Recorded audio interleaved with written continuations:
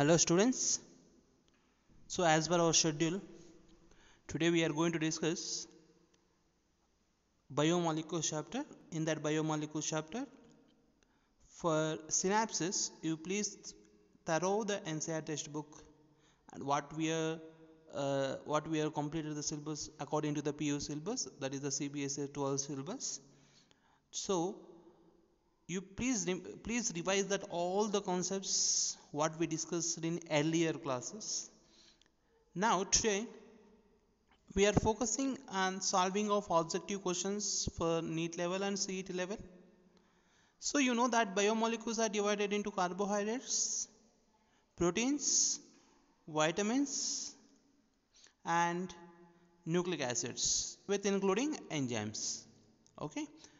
Now today we are focusing on this session we are focusing on carbohydrates. Let us start what is the carbohydrates. You know the definition according to our NCERT textbook. Carbohydrates is made up of carbon and hydrogen. Carbon and hydrogen. So carbon, hydrogen and some oxygen also. Okay, that we are calling as a carbohydrates. So let us go that carbohydrates in that level 1 bits is which of the following is a non-reducing sugar? So we know that under the classification we are divided into our carbohydrates based on reactivity with Tollens reagent and Fehling's reagent. Tollens reagent and Fehling's reagent. What is the Tollens reagent? Tollens reagent is nothing but ammonical silver nitrate. And Fehling's reagent also you will learn in carbohydrate chapter, aldehyde ketones chapter. The Fehling's reagent is called as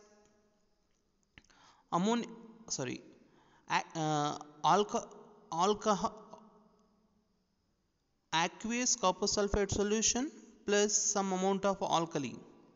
The both we are mixing, we are getting the Fehling's solution. Okay. Now which of the following is a non-reducing sugar? We have so many non-reducing sugars. We have so many carbohydrates in the option. In that, glucose is a carbohydrate, sucrose is a carbohydrate, fructose is a carbohydrate, and lactose is a carbohydrate. 4 are the carbohydrates. Among the 4, the glucose is a monosaccharide, sucrose is the disaccharide, fructose is also monosaccharide, and lactose is a disaccharide. Okay, there's a two disaccharides, two monosaccharides. Glucose and fructose is a monosaccharides, sucrose and lactose is a disaccharides. Among the 4 options, which option is under the non-reducing sugar? We know that all monosaccharides are reducing sugar. All monosaccharides are reducing sugar. That already point we clearly discussed when we are discussing the NCERT syllabus. That's why glucose and fructose both are the monosaccharide. That's why it belongs to the reducing sugar. So what is meaning of reducing sugar? So which carbohydrates are reduces the Tollens reagent and Fehling's reagent? That carbohydrates are reducing sugars. So glucose and fructose is reduces the Tollens reagent and Fehling's reagent. That's why it is under the classification of the what? Reducing sugar. And even though being a disaccharide, lactose is also belongs to the what? Reducing sugar. It can also reduces the Fehling's solution and Tollens reagent. That's why first option, third option and fourth option that all are belongs to the reducing sugar. We have the sucrose. The sucrose is the only belongs to the what? Non-reducing sugar in these options.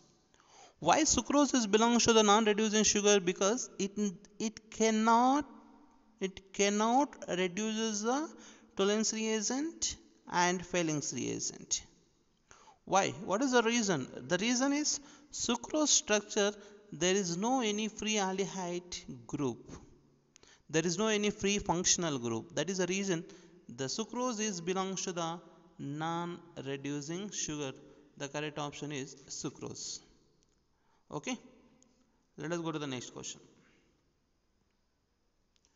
Lactose and hydrolysis produce mixture of. Actually, it is a deleted syllabus, but it is come under the classification of carbohydrates. That's why they may ask the question on this. So when lactose is a disaccharide, you know that when disaccharides is undergo hydrolysis, there is a possible to disaccharides is undergo hydrolysis, there is a possible to give two monosaccharides. When lactose is a disaccharide, when these disaccharide is undergo hydrolysis, what happen? You know, lactose is under hydrolysis process in the presence of what acid. What type of monosaccharides are getting? That is our question. Okay, why? Because lactose is belongs to the disaccharides. When disaccharides is undergo hydrolysis, is produce two monosaccharides. The which monosaccharides we may get under the hydrolysis of lactose is our question. The provide option to you only glucose and fructose, glucose and galactose, and fructose and galactose. These all are what they given in options. This all are monosaccharides. This all are best example of monosaccharide. Glucose and fructose, glucose and galactose, fructose and galactose. This all are belongs to monosaccharides. Keep your mind, when maltose is undergo hydrolysis, we'll get only glucose. When maltose is hydrolysis, okay. When sucrose is hydrolysis, we may get this second option, that is called as glucose and fructose. So this is, there is no any carbohydrate is give this one, so it is completely we are remove this. When, keep your mind, when lactose is hydrolysis, we may get two monosaccharides. The two monosaccharides are glucose and galactose. That's why our option is C. Okay. Next, glucose and treatment with the tolerance reagent produce. See, is a very important here. What is the use of tolerance reagent? The use of tolerance reagent we clearly discuss in aldehyde, ketones, and carboxylic acid. So when you go for RC double bond OH, this is, I want to take aldehyde. RC double bond OH, which is called, belongs to the aldehyde.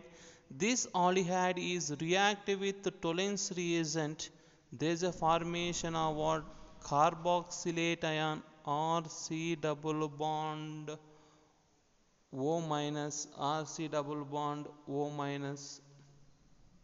Means here aldehydes is undergo converted into carboxylic acid. That is the meaning of what? Oxidizing agent. Here the tolerance reagent is belongs to the what? Oxidizing agent, which is convert aldehyde into carboxylic acid. Like that only, in the glucose we have aldehyde functional group. What functional group is present in our glucose?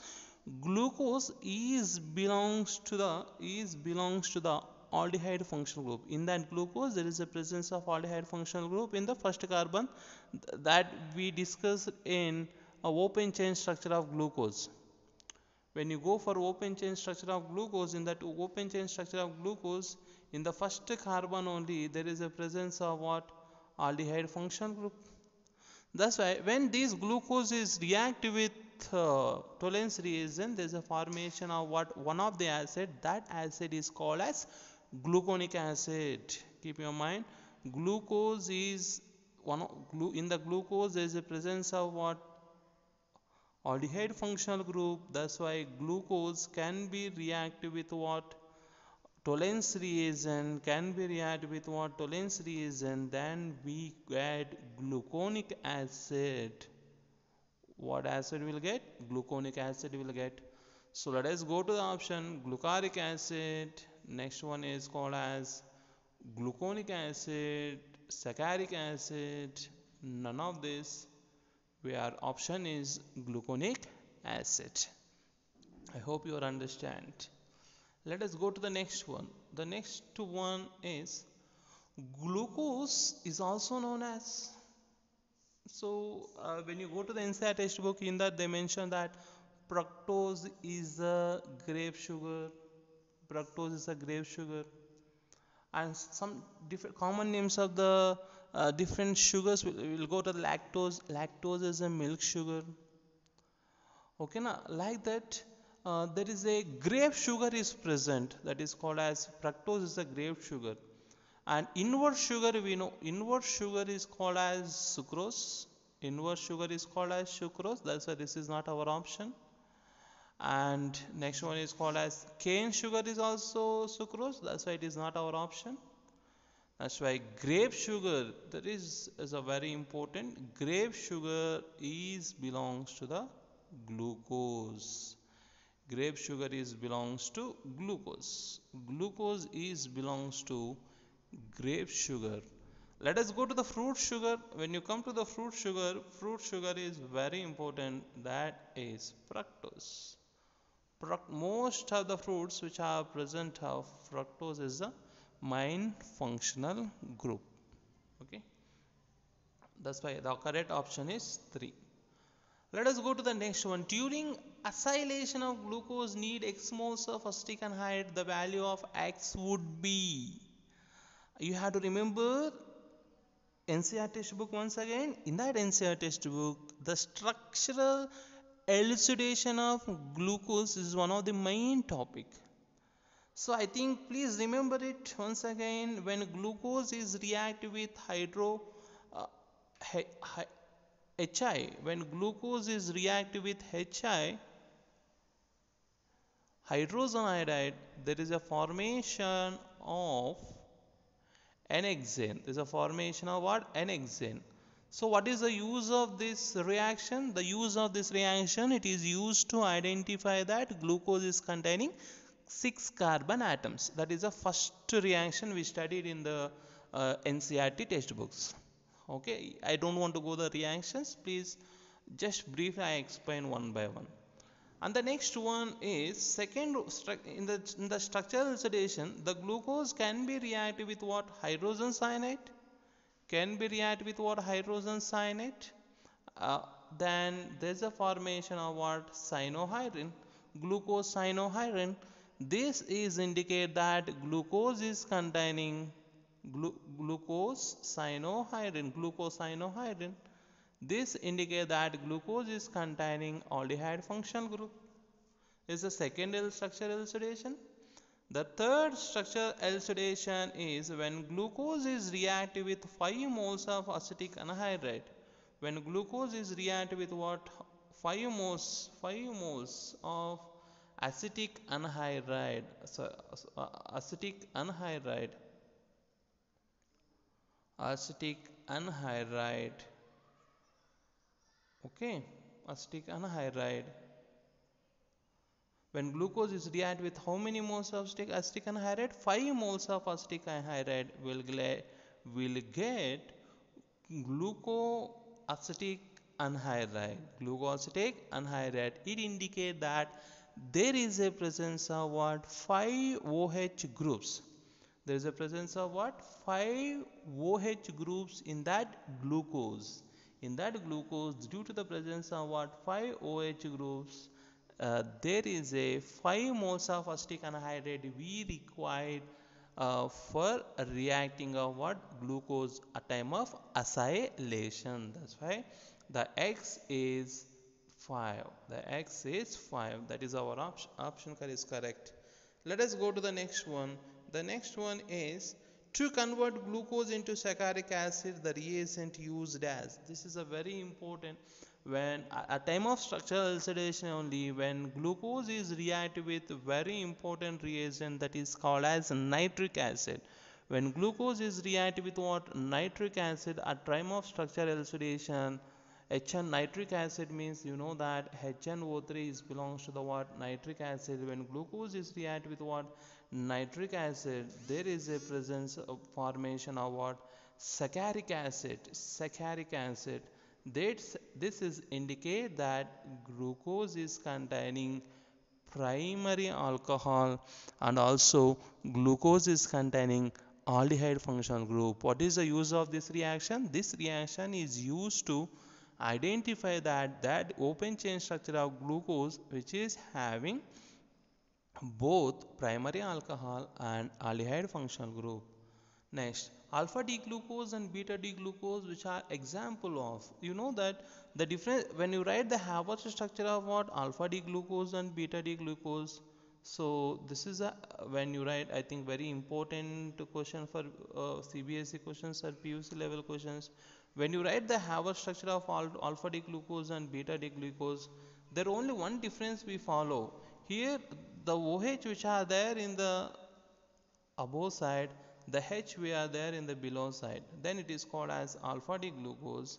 But here the OH which are there in the below side, H we are there in the above side, then it is called as beta D glucose. The difference is first carbon, remaining as it is same. There is no difference between the alpha D glucose and beta D glucose. In the both cases, there is a presence of what? All the positions are same, but only there is a changing of what? First carbon. So which carbohydrates are differ by first carbon? Such type of carbohydrates is called as anomers. The carbohydrates which are differ by fourth carbon, the carbohydrates which are differ by fourth carbon, such carbohydrates we are calling as epimers. Fourth carbon, there is a difference of carbohydrate that we are calling as a epimer. First carbon, there is a differ of carbohydrate that we are calling as a anomers. That's why alpha D glucose and beta glucose are differ by how many, which carbon? First carbon. That's why that is called as anomer. This is called as anomer. Okay.